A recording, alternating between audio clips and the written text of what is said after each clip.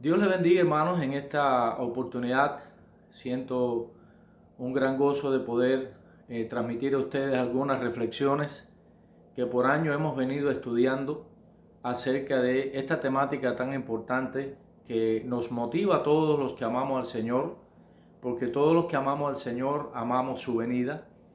Y dada la larga historia del cristianismo, se impone en estos días hacer una reflexión más profunda. Y nuestra visión, nuestro anhelo, nuestro deseo no es centrar nuestra vista o nuestra atención en todas aquellas opiniones y aquellos materiales que lleguen a nuestras manos por la vía que lleguen, ya sean de contenido sensacionalista, ya sea de contenido de cualquier tipo de contenido secular, inclusive teológico.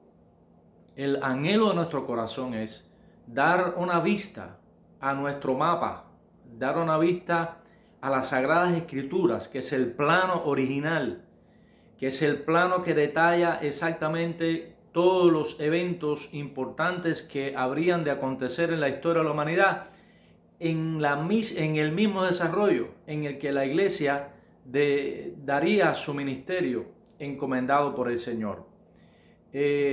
Basta mirar las Escrituras para saber detectar, en cuanto a las informaciones que recibimos, cuáles merecen mejor nuestra atención y nuestro análisis. Por eso es nuestro llamado, es nuestra invitación a usted, no para mirar hacia afuera de la Biblia. Vamos a hacer una reflexión hacia la palabra de Dios y desde la palabra de Dios, que seguramente nos orientarán, seguramente nos esclarecerán acerca de este tema de tanta prioridad para los cristianos. Sabemos que la mayor evidencia de la existencia de Dios en este mundo es a través de un cristiano multiplicado, es decir, un cristiano que alcanza a otros para Cristo. Esa es la familia, ese es el ideal del reino. Cristo trajo del cielo aquel sistema de vida, aquellos ideales divinos sobre la premisa del amor, de la gracia, sobre la premisa de la presencia del Señor hasta este mundo pecador. Por eso Él fue malentendido, por eso Él fue maltratado, por eso fue asesinado en una cruz. Pero los que pudieron mirar al Señor, que pudieron interpretar su vida a la luz de lo que Él mismo dijo y a la luz de lo que Él mismo hizo, pudieron contemplar en Él a Dios.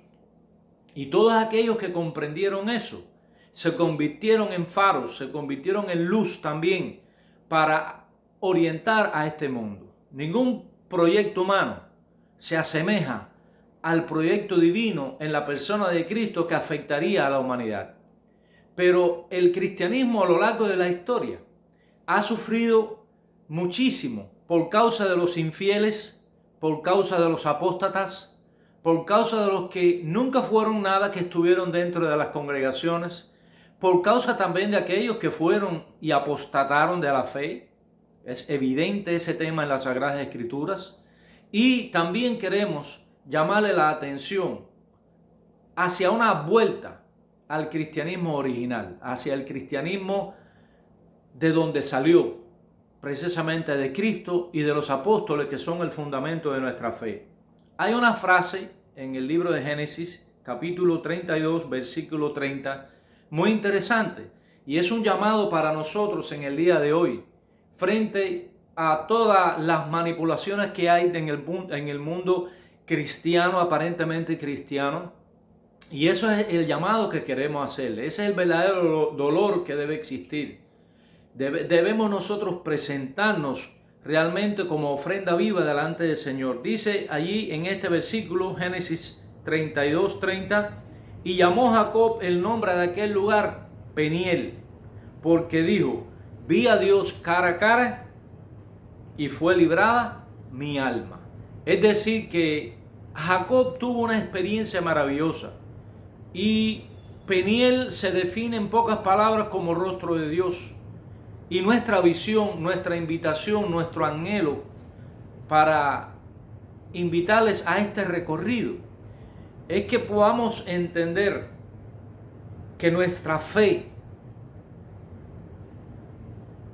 que establece una relación espiritual con Dios, también el Señor nos ha dado entendimiento, nos ha dado la razón, para que juntas la razón y la fe puedan brindar a nuestra mente y puedan exponer ante el mundo la verdad y la veracidad de esa verdad ante la cual nosotros estamos viviendo y analizando.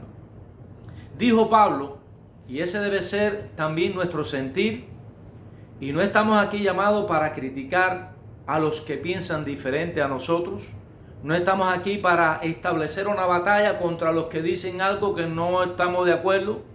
Ese no es el llamado y esa no es la invitación que le estamos haciendo. Nuestro anhelo es mirar a las Escrituras, despojándonos de todo concepto denominacional o de todo concepto espurio. Vamos a la Biblia, porque la palabra del Señor, porque el Evangelio no surgió para establecer una denominación. El Evangelio surgió por Cristo para cambiar a los hombres, para llevar a los hombres a la vida eterna. No estamos en contra, por supuesto, de las denominaciones. Estas son un regalo de Dios. Es una manifestación de la gracia de Dios en que todos los grupos evangélicos, muchos han logrado mantener a lo largo de la historia verdades que quizás otro grupo no la pudo preservar. Hay grupos evangélicos en toda su totalidad que han logrado preservar la verdad bíblica hasta el día de hoy. Por eso Pablo hablaba de una manera muy especial allí en Gálatas, en el capítulo 4, versículo 18. Esa es la invitación y esa es nuestra visión, esa es nuestra responsabilidad como aquellos que amamos al Señor y como aquellos que queremos lograr en nuestro corazón y en el corazón de todos los que aman a Dios y todos los que aman la palabra, este ideal del apóstol Pablo. Dice: hijitos míos, por quienes vuelvo a sufrir dolores de parto hasta que Cristo sea formado en vosotros. Eso se lo dijo Pablo a los Gálatas en el capítulo 4 y el versículo 19. Desde los comienzos mismos del Evangelio ya existía un grupo, ya existían unos líderes que habían querido diluir el Evangelio sobre la base de la ley de la Torá del Antiguo Testamento. Quisieron mezclar la ley con la gracia y aunque la ley Pablo dice que no era mala, el Evangelio era mejor, porque la ley era el ayo. La ley fue quien nos ayudó a entender el nuevo pacto que Dios a través de Cristo vino a hacer esta tierra. Cristo vino a ofrecer la vida eterna. Y el apóstol Pablo tenía la visión, tenía el anhelo, tenía el propósito en su vida de formar a Cristo en el corazón de los hombres. Y esa es realmente la tarea más grande, más maravillosa, en la que debemos estar centrados. A partir de una persona en la que su corazón está siendo Cristo formado, es la mayor evidencia no solo de la existencia de Dios en el mundo, sino también de una interpretación correcta del mundo.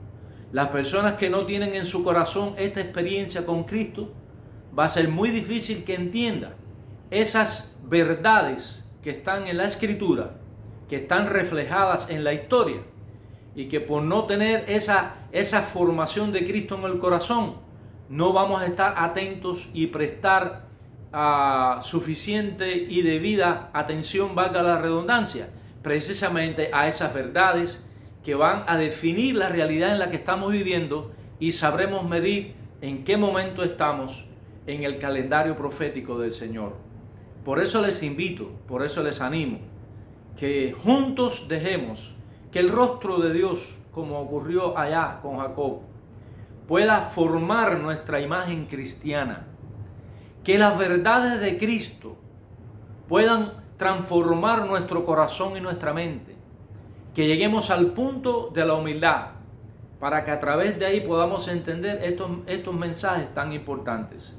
Vivimos en un tiempo donde debemos volver a las Escrituras, y quiero invitarles para que como los cristianos de Berea puedan ir a las Escrituras y contemplar en ellas la verdad que venía del apóstol Pablo. Pablo era un hombre respetable, de mucho conocimiento, el gran apóstol de los gentiles, pero los cristianos de Berea eran capaces de analizar las Escrituras para saber si lo que el gran apóstol decía era conforme a ellas. Por eso yo les invito a que volvamos a las Escrituras y veamos en ellas el retrato de la historia que estamos viviendo hoy. Que Dios le bendiga. Y en el próximo segmento comenzaremos ese tema tan actual, el tema de la élite, el tema de la globalización, que tantos están alarmados en este tiempo, que tantos están preocupados, que muchos están ansiosos, que muchos han tenido depresiones, que muchos están en angustia extraordinaria. Quiero decirles, por la gracia de Dios, que todo está en ese plano original muy claro y solo nosotros debemos prestar atención, escuchar la palabra y dejar que ella esclarezca en nuestra mente la verdad que un día por Cristo fue presentada y que jamás esa palabra ni pasa de moda ni pierde vigencia. Como algunos diablos por ahí hacen, esta palabra permanece para siempre. Y cerramos esta pequeña introducción ahí en Isaías 48 que dice: sécase la hierba y marchítase la flor, mas la palabra del Dios nuestro permanece para siempre. ¿Usted sabe por qué la palabra de Dios permanece para siempre? Muy sencillo, porque Dios permanece para siempre. Y nosotros, tú y yo, que permanecemos en Dios, permanecemos también para siempre. Que Dios le bendiga y nos ayude en este recorrido a encontrar verdaderamente el significado de la Escritura en este tiempo en el que vivimos. Que Dios le bendiga.